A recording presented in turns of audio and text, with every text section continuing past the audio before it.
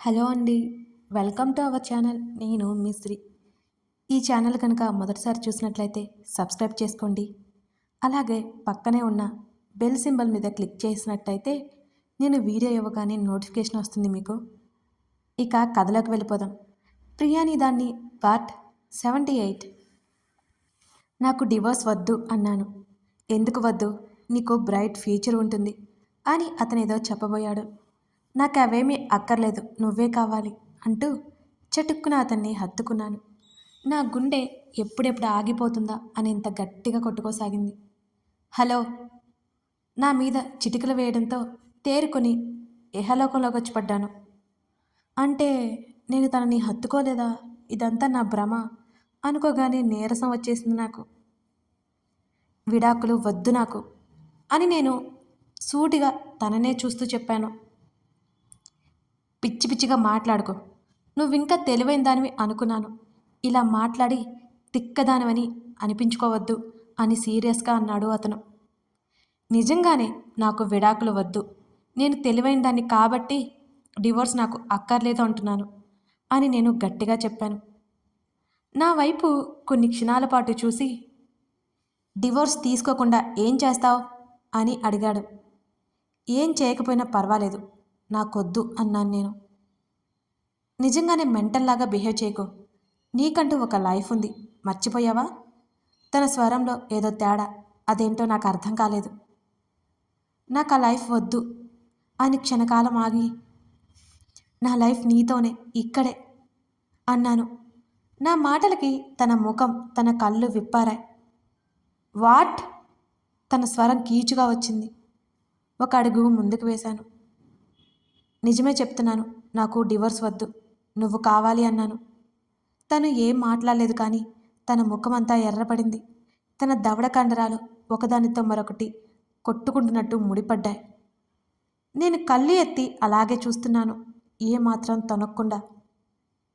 గట్టిగా ఊపిరి వదిలి, ఖచ్చితంగా నీకు పిచ్చి పట్టినట్టే ఉంది, ఒకసారి హాస్పిటల్కి వెళ్ళి చెక్ చేయించుకో అని అంటున్న తన మాట తీవ్రంగా వచ్చి వెళ్ళిపోతుంటే తన చేతిని పట్టేశాను. నా చేతిని విదిలించుకోబోతుంటే 2 చేతులతో గట్టిగా పట్టుకున్నాను. ప్లీజ్ ప్రశాంతంగా ఉండు అని నేను మెల్లిగా మాట్లాడుతుండగా నా చేతిని విసిరికొట్టి పూర్తిగా నా వైపుకు తిరిగాడు. నేను నీ భార్యగా ఉండిపోతాను అంటూ తన కళ్ళల్లోకి చూస్తూ అర్థించాను. అసలేం మాట్లాడుతున్నావో నీకైనా అర్థమవుతుందా? నువ్వు జోక్ చేయట్లేదు కదా? విసుగు దాచుకోవడానికి ప్రయత్నం చేస్తూ అన్నాడు. లేదు, నేను క్లారిటీతోనే చెప్తున్నాను. మరొకసారి తన చేతిని నా చేతుల్లోకి తీసుకున్నాను. నిజంగా చెప్తున్నాను, నీ భార్యగా ఉండిపోతాను, నన్ను నీతోనే ఉంచేసుకో, ఎక్కడికి పంపించొద్దు, నాకు డివోర్స్ వద్దు అన్నాను. ఈ మాటలన్నీ చెబుతున్నప్పుడు నా కంఠం వణికింది, నా స్వరం లోతుగా వచ్చింది. అదే సమయంలో నా కళ్ళల్లో నీళ్లు ఊరాయి.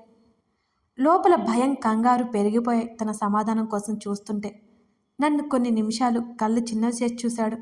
తన చూపులకి కళ్ళల్లో నీళ్లు కారిపోతున్నాయి. తన సమాధానం ఏంటో నేను గ్రహించగలను. Do you love me right? తను అడగగానే నిలువుగా తలాడించాను. అసహనంగా 2 చేతులు నడుం మీద వేసుకొని తల పక్కకు తిప్పేసుకున్నాడు. గట్టిగా కళ్ళు మూసి దవడ బిగించి కోపాన్ని అణుచుకుంటున్నాడు. తన సమాధానం కోసం ఊపిరి బిగబట్టి చూస్తున్నాను నేను.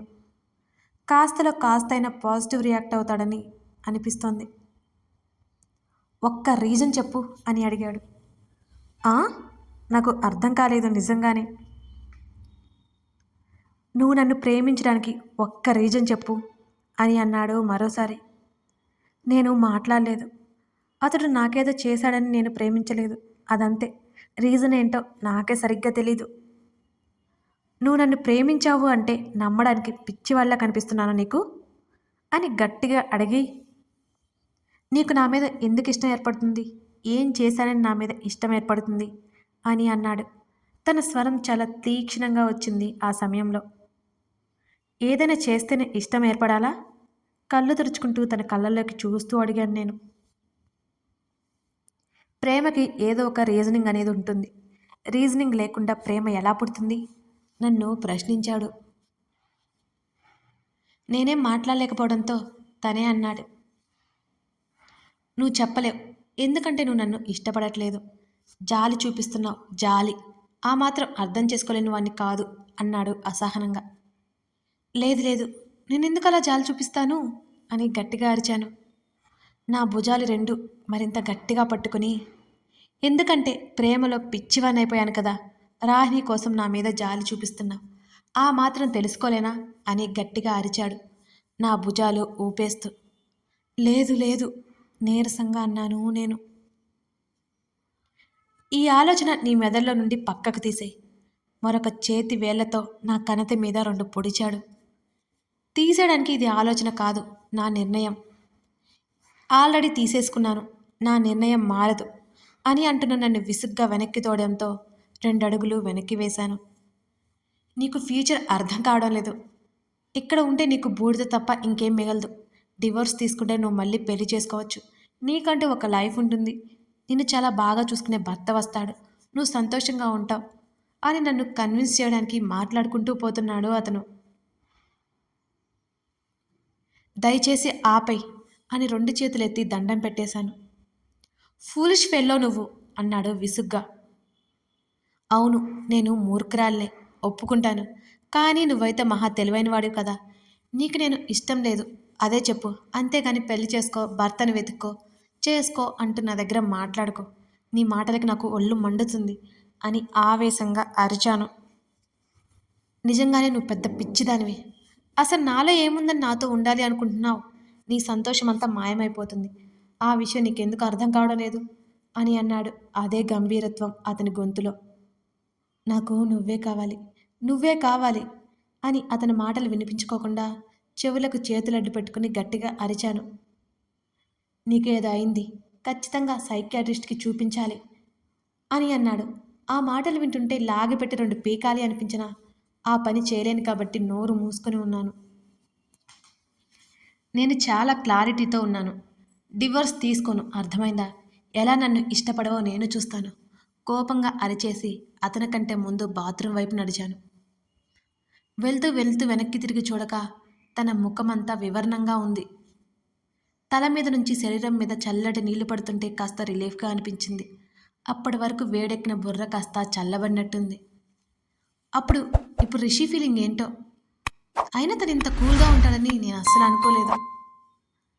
ఇంతకీ చెప్పేశాను. ఇప్పుడు నా మనసు ఊరటగా ఉంది. ఖచ్చితంగా నా నిర్ణయానికి తను మరొక స్టెప్ తీసుకుంటాడు. తన ఆన్సర్ నో అని వస్తుందని నాకు తెలుసు. నా ఇంటెన్షన్ మాత్రం తనకి తెలియాలి కదా. మిస్టర్ రిషినందన్, నిర్ణయం తీసేసుకున్నాను. నిన్ను ఎప్పటికీ వదలకూడదని నిర్ణయం తీసేసుకున్నాను. అంతే. నా ప్రేమ నీ కాళ్ళ ముందు పరిచయిస్తున్నాను. నీ హృదయంలో చోటిస్తావని ఆశిస్తున్నాను. స్నానం చేసి బయటకు వచ్చేసాను. అతని రియాక్షన్ ఎలా ఉంటుందో అని కాస్త భయంగానే ఉంది నాకు. గదిలోనే కనిపించలేదు. తన బట్టలు టబ్లో ఉన్నాయి. జుట్టు ముడిపెట్టుకుంటూ బయటకు వచ్చేశాను. పక్క గదిలో ఉన్నాడేమో, తలుపు నెట్టాను. లోపల నుంచి లాక్ వేసి ఉంది. భుజం మీద నుండి చేతి మీద వరకు జారుతున్న చీరను నడుం చుట్టూ దోపి గట్టిగా తలుపు కొట్టాను. అదే టైంలో తలుపు తెరుచుకోవడంతో ముందుకు పడ్డాను నేను.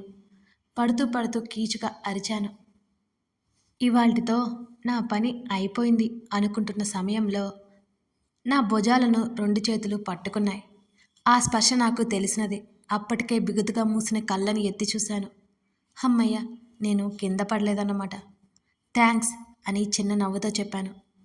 పక్కన వాళ్ళ రూంలోకి వచ్చేటప్పుడు డోర్ కొట్టాలని తెలీదా? విసుగ్గా పక్కకు లాగి సరిగ్గా నిలబెట్టాడు.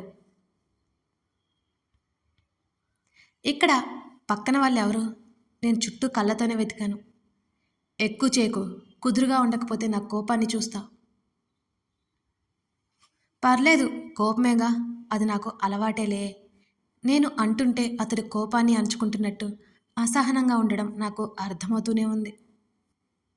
చూడు అని అన్నాడు. చూస్తున్నా అని నేను కూడా బదిలిచ్చాను. ఆ మాటకి పళ్ళు బిగించి నా రెక్కని గట్టిగా పట్టేసుకున్నాడు. నాతో జీవితం చాలా ఘోరంగా ఉంటుంది. ఒకవైపు చూస్తూనే ఉన్నాం, నీకెందుకు అర్థం కావడం లేదు? ఏం కావాలి నీకు అని అడిగాడు నా కళ్ళల్లోకి సూటిగా చూస్తూ. నీ ప్రేమ కావాలి. ఆ మాటకి విసుగ్గా వెనక్కి తోశాడు. Just shut up, I will kill you idiot అని కసిరి వెళ్ళిపోతుంటే అతని చేతిని పట్టేశాను మళ్ళీ. తినకుండా వెళ్ళిపోతున్నావేంటి, తినవా అని అడిగాను. బాగా పెట్టావుగా, కడుపు నిండిపోయింది అని విసుగ్గా నా చేతిని వదిలించుకున్నాడు. నేను ఊరుకోలేదు, వెంట పరిగెత్తాను. తనకంటే ముందుగా పరిగెత్తి మెట్ల దగ్గర అడ్డు నిలబడ్డాను. ఆర్ యు మ్యాడ్ అని నన్నే యగాదిగా చూస్తూ సీరియస్గా అడిగాడు. లేదు అని చెప్పాను అతను అడిగిన దానికి. మర్యాదగా అడ్డు తప్పుకో విసుక్కుంటూ అన్నాడు తను. తింటానంటే తప్పుకుంటాను అన్నాను నేను. ఇలాంటి వేషాలు వేస్తే నాకు తిక్క రేగుతుంది. చెప్పానుగా, నా కోపాన్ని చూడాల్సి వస్తుంది వేలు చూపిస్తూ సీరియస్గా అన్నాడు. నేను చెప్పానుగా, నీ కోపం నాకు అలవాటే అని. మహా అయితే 2 దెబ్బలు వేస్తావు అంతే కదా. నా నిర్ణయం అయితే అయిపోయింది, ఇక నేనేం చేయలేను అంటూ నిట్టూర్చాను. నా ముంజేతిని పట్టుకుని పక్కకు లాగి, రేపు లాయర్ గారు వస్తారు, మర్యాదగా చెప్పినట్టు విను, సైలెంట్గా జరిగిపోవాలి అంటూ నా కళ్ళల్లోకి తీక్షణంగా చూస్తూ చెప్పాడు. ఎంత ఆపుకుందామన్నా కన్నీళ్లు ఆగలేదు ఆ క్షణం నాకు. కనురెప్పలు కిందకి వాల్చేశాను. ఇదిగో, నాతో ఉంటే ఇలాగే ఏడుస్తూ కూర్చోవాలి. అసలు ఉన్నట్టుండి నీకు ఈ ఆలోచన ఎందుకు వచ్చిందో నాకు అర్థం కావడం లేదు. నువ్వు కోరుకుంటే బెస్ట్ పర్సన్ నీ లైఫ్లోకి వస్తాడు అని అన్నాడు తను. చురుగ్గా కళ్ళు ఎత్తి చూశాను అతని వంక. నాకు ఆ బెస్ట్ ఎవరూ వద్దు, నువ్వే కావాలి. నీకు ఈ మాత్రం అర్థం కావడం లేదా అని కన్నీళ్లతోనే అడిగాను. సీరియస్లీ ఒకటి చెప్పనా, నీ మీద నాకు ఇంత అంటే ఇంత కూడా ఫీలింగ్ లేదు. ఎలా ఎలా నేను యాక్సెప్ట్ చేయాలి? భవిష్యత్తులో కూడా ఇష్టం ప్రేమ లాంటివి కలగవు. అనవసరంగా టైం వేస్ట్ చేసుకుంటున్నావు, బాధపడతావు తప్పితే ఉపయోగం లేదు. కాబట్టి బుద్ధిగా విడాకులు తీసుకుందాం. నీ దారి నీది, నా దారి నాది అన్నాడు చాలా కూల్గా. అక్కర్లేదు, తమరి బోడి సలహా నాకేం అక్కర్లేదు. నా లైఫ్లో నాకు కావాల్సిందేదో నాకు తెలుసు అని కోపంగా చెప్పాను. నువ్వింత మొండిగా ఉంటే నేనేం చేస్తాను? విడిపోవడమే కరెక్ట్ అంటాను. అసలు నీకు నాకు ఏ విషయంలో సెట్ అవుతుంది అని సూటిగా నన్నే చూశాడు. ఏ విషయంలో సెట్ కాదో చెప్పు అని అడిగాను నేను కూడా. క్షణకాలం పాటు సైలెంట్ అయ్యి, నువ్వేంటి, నీ రూపమేంటి, ఇవన్నీ నాకు అనవసరం. బట్ అభిప్రాయాలు నీకు నాకు అస్సలు సెట్ అవ్వదు అక్కడే అన్నాడు తను. అవునా, ఏంటి, 2 కారణాలు చెప్పు అని అడిగాను నేను. పిచ్చా నీకు, చెప్పాను కదా అభిప్రాయాలు అని అన్నాడు అతను. అభిప్రాయాలు అంటే అని నేను అడగగానే నా వైపు పళ్ళు కొరుకుతూ చూశాడు. తమరు ఎలా చూసినా నేను భయపడను అని ధైర్యంగా అన్నాను కళ్ళు తుడుచుకుంటూ. గాడ్, ఎందుకు ఇలా చంపుతున్నావు నన్ను అని విసుక్కున్నాడు. ముందు ఏం సెట్ అవ్వదో చెప్పు. షటప్. ఫస్ట్ ఆఫ్ ఆల్ మన ఇద్దరి మధ్య ఇష్టం కానీ ప్రేమ కానీ లేవు, ఓకే అని తను చెప్తుండగానే అతని మాటలను మధ్యలోనే కట్ చేస్తూ, నీకు లేవు, నాకున్నాయి అని అన్నాను. నా మాటలకు ఉరిమి చూశాడు, అయినా నేను పట్టించుకోలేదు కదా. సరే సరే, సారీ, ఏదో చెప్తున్నావు చెప్పు అని అన్నాను. నువ్వు చాలా మొండి, నేను అంతకంటే మొండి.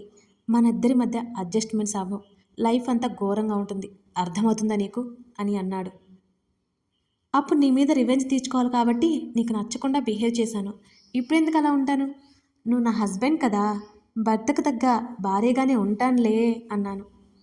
ఎక్కడ తగిలావు నాకు? ముందు అడ్డు తప్పుకో, కాసేపు ఇక్కడే ఉంటే పిచ్చి పడుతుంది అత్యంత చిరాగ్గా మరింత అసహనంగా అన్నాడు. తింటాను అని చెప్పు అన్నాను నేను. ఏయ్, నాకు తినాలా వద్దా నువ్వు చెప్తావా, నాకు ఆ విషయం తెలుసు అని అన్నాడు చాలా సీరియస్గా. అలాంటప్పుడు నేను అడుగుతుంటే ఎందుకు ఎక్కువ చేస్తున్నావు? నువ్వేమైనా చిన్న పిల్లాడవా, ఫుడ్ విషయంలో కూడా నెగ్లెక్ట్ చేస్తావు అన్నాక నోటి మీద చప్పున చెయ్యి అడ్డు పెట్టుకున్నాను. ఏం మాట్లాడలేక ఏం అనలేకేమో మరి నా వైపు చంపేసేలా చూసి నన్ను నెట్టేసి వెళ్ళిపోయాడు. రిషి వెళ్ళిపోతుంటే గబగబా కిచెన్లో నుంచి వచ్చి శాంతమ్మ పిలుస్తుంది. అక్కడ నిలబడి చూస్తున్నాను. తను ఆఫీస్కి వెళ్ళాలని చెప్తున్నాడు. మా అత్తగారి పేరు తెచ్చి శాంతమ్మ బలవంతంగా డైనింగ్ టేబుల్ ముందు కూర్చోబెట్టింది. హమ్మయ్య, ఎలాగో తింటున్నాడులే. నేను వెళ్ళలేదు మళ్ళీ. నన్ను చూసి లేచి వెళ్ళిపోతాడేమోనని భయం. ముడిపెట్టిన జుట్టుని విప్పుతూ అలాగే మెట్ల దగ్గర నిలబడి అలా అతన్నే చూస్తున్నాను. ఒకవైపే ఫోన్ మాట్లాడుతూ మరోవైపు తింటున్నాడు. ఎప్పుడు తినకు, తనకు తినిపించాల్సిన అవకాశం వస్తుందో, నాకు తన చేత తినిపించుకున్న అవకాశం వస్తుందో ఏమో. నాకెందుకో ఆ రోజులన్నీ ముందే ఉన్నాయనిపించింది. నా సంకల్పం నన్ను గెలిపిస్తుంది అనిపించింది. టిఫిన్ చేసి వెళ్తూ ఒకసారి పైకి చూశాడు. పళ్ళు బయటపడేలా నవ్వి చేతిని ఊపాను. ముఖం చిరాగ్గా పక్కకు తిప్పుకొని వెళ్ళిపోయాడు. నవ్వొచ్చింది నాకు. గదిలోకి వచ్చి తన గురించి ఆలోచిస్తూ ఎంతసేపు ఉండిపోయానో నాకే తెలీదు.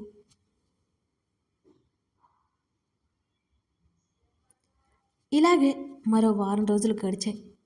ఈ రిషి మహా తెలివైనవాడు. నన్ను తప్పించుకొని తిరుగుతున్నాడు.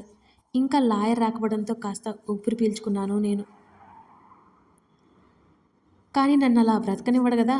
ఓ రోజు నిజంగానే లాయర్ని తీసుకొచ్చేశాడు. మామూలుగా నేను అవసరం లేకపోయినా ఆయన ఏదో మాట్లాడాలి అన్నాడని తీసుకొచ్చేశాడు. నిజానికి ఆయనే బలవంతంగా వచ్చాడు. ముగ్గురం పైన లివింగ్ ఏరియాలో కూర్చున్నాం. నేను రిషి వైపు కోపంగా చూశాను. చెప్పింది చెయ్యన్నట్టు కళ్ళతోనే సైగ చేశాడు నాకు. నేను తల అడ్డంగా ఊపాను. మెల్లిగా వేలు చూపించాడు. ఆయనకి మొత్తం చెప్తాను అన్నట్టు కళ్ళతోనే సైగ చేశాను. అతని చూపులు నన్ను కాల్ చేసేలా ఉన్నాయి. రిషి, మీ డాడీకి తెలిస్తే నన్ను చంపేస్తాడు. అసలు మీ ఇద్దరి మధ్య సమస్య ఏంటి? ఎందుకు విడాకులు తీసుకోవాలనుకుంటున్నారు అని అడిగారు ఆయన. అంకుల్, మా ఇద్దరికి సెట్ అవ్వట్లేదు అని అన్నాడు రిషి. ఓహో, ఈ లాయర్ కూడా తెలిసిన వాళ్ళే అనుకుంటా.